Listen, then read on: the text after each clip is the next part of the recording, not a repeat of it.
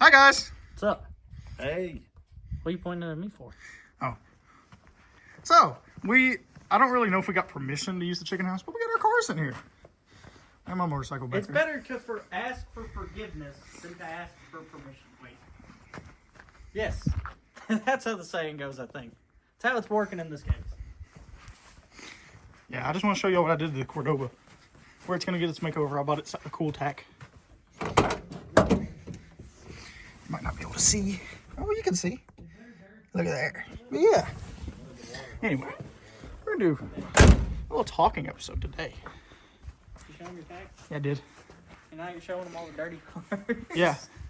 Well, I mean, Dirt floor with hay on. As you can tell, this is not a normal garage. but this is better out than out in the elements. It's our semi-new, somewhat base of operations. See, Dad likes his tractors more than he does the cars.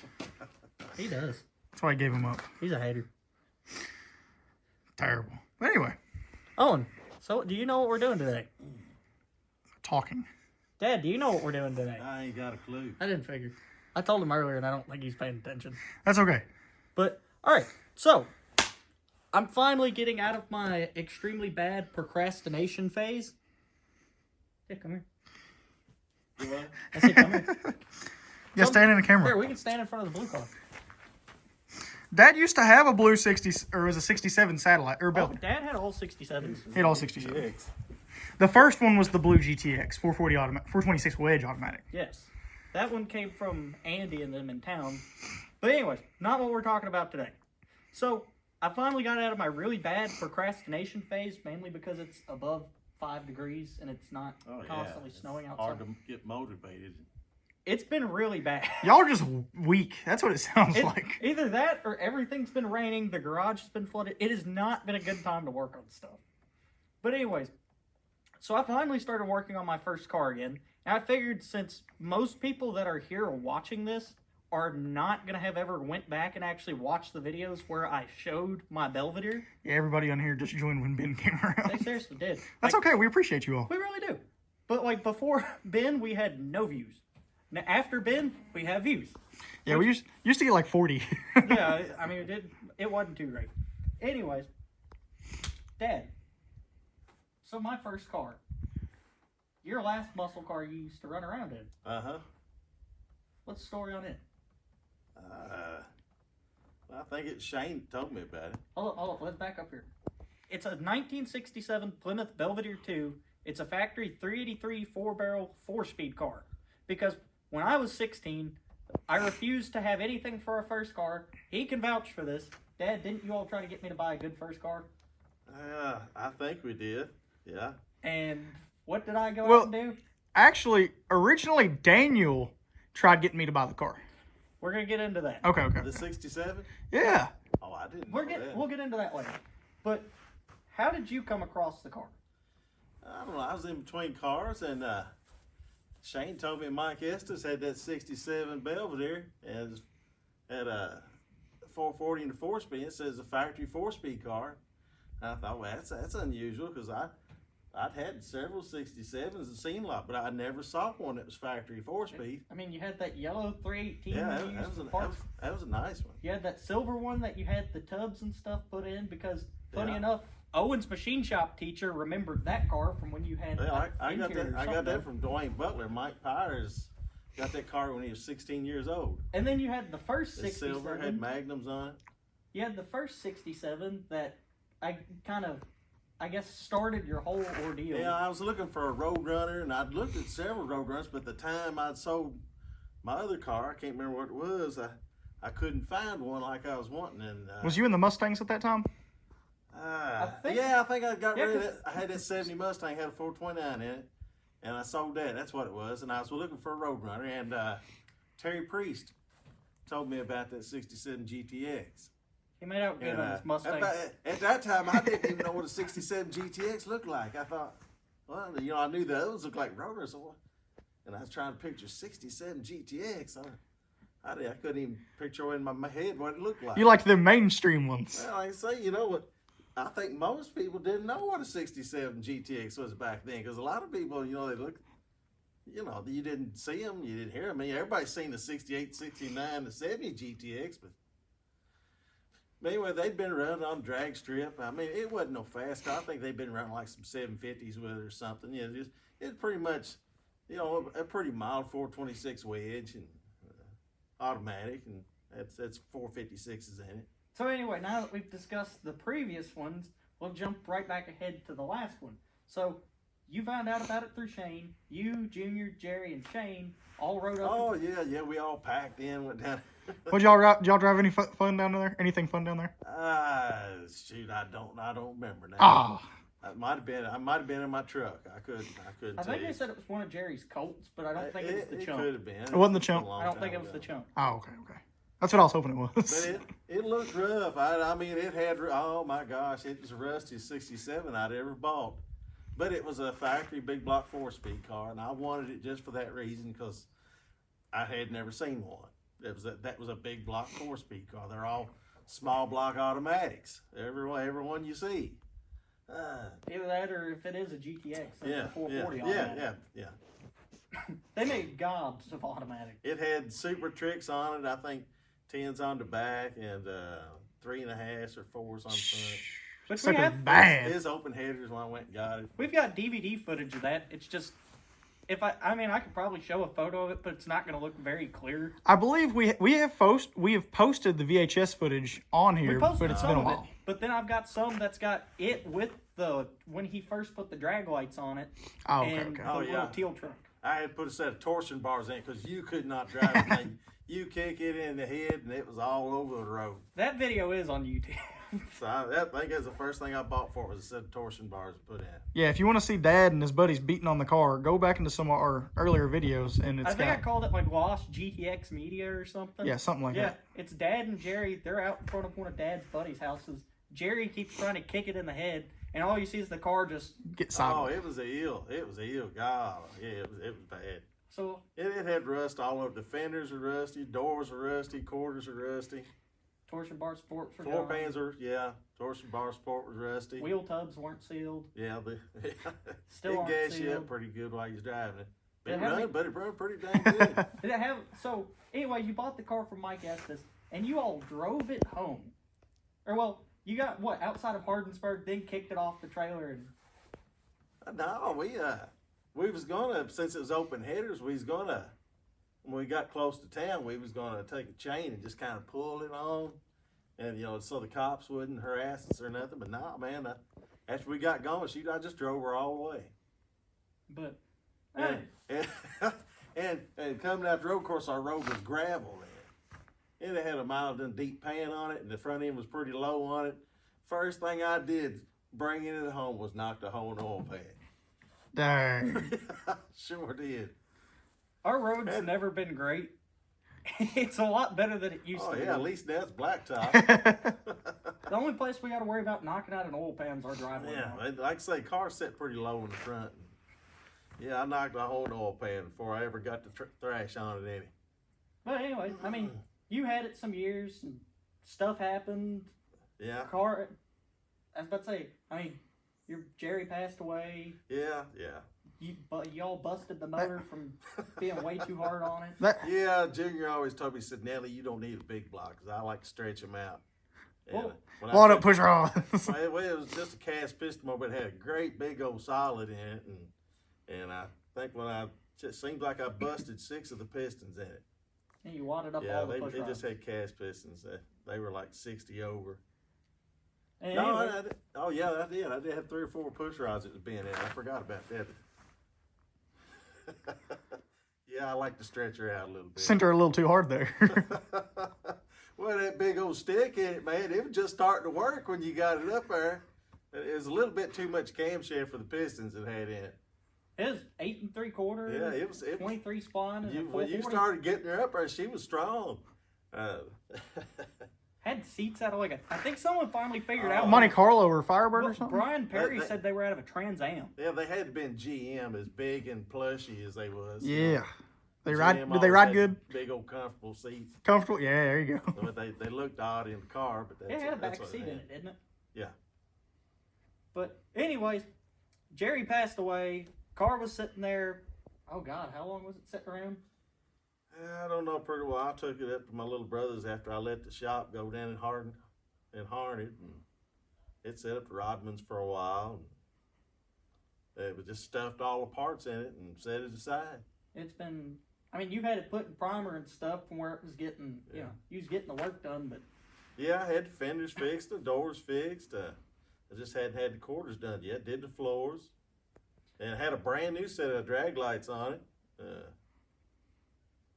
And I guess that's the first thing I sold off of it. Sold the wheels and tires. Yeah, because I think you said one of Michael's buddies ended up with. Yeah, I think it was. Michael found somebody who's wanting them. Then, like all common stories, he got married, got in the spot, they just needed a little cash. And Junior, who you've seen on our channel, he, I guess he just came up to you, what'd you say, y'all was at Walmart or something one day. Yeah, well, Quinn Shireman could hit me up on it, and I didn't want to get rid of it, but, you know, Carl had all them kids, and daggum women, I tell you. You know, and I bought a brand new Harley, and I didn't even ride it no more, and so I thought, well, shoot, we'll just get something we can all ride in, you know, or something. How much did you sell the car for? Complete with a Dana 60? Well, I kept holding on. I wouldn't. Queen kept asking about it, and one day I was at Walmart parking lot, and Junior walked up, and he said, what do you want for it? And that day I said, I'll tell you what. I said, you give me $3,000 for it right now. And I said, just take it off my hands. And that was it, like complete car, not driving or running, obviously. But I had a lot of parts. I had a Dana. I mean, the 440 was still there, even though it was roughed up. You know, I had an extra set of gears too, and I just told Junior, I said, everything I got for her, I said, you can have it. And I had a lot of extra parts. I had a couple of 4-speed, couple extra 4 speeds, and I don't know, just a lot of other odd end stuff. And of course, it being the early 2000s, late 90s, I've talked about it with Junior. The car was worth more in parts at that time than it was as a complete car. Yeah. Well, I mean, 66s and 7s, they still don't have very much of a following. That's because people don't know how to make them cool. We do. It was a Belvedere too, and I'd accumulated, you know, the GTX badging and 150 mile an hour dash and all that stuff. I was wanting to make an X out of it. Of course, I didn't. I got redid the dash, like I say, redid the floors and the doors and fenders. But and the Chuck did the torsion bar support for me. I think Junior said you and him did the floors in it. Yeah.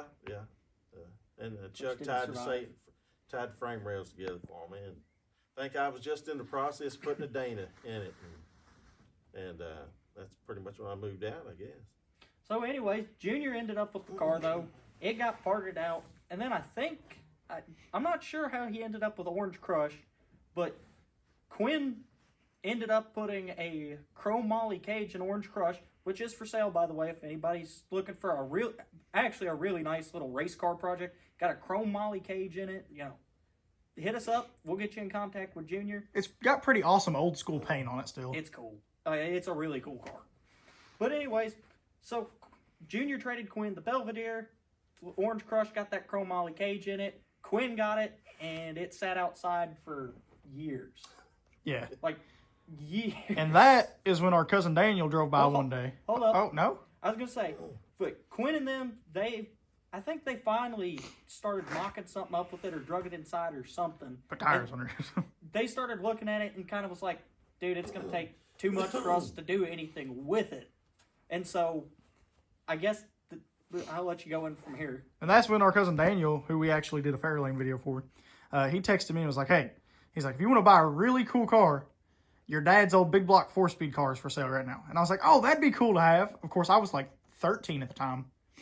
And when I heard about it, you were a little younger. I think you was about 11. Maybe I was 11. You was 11 or 12. I was really little, but I did have a good bit of money for it. And he talked to me about it and sent me a couple pictures of it, and I looked at it.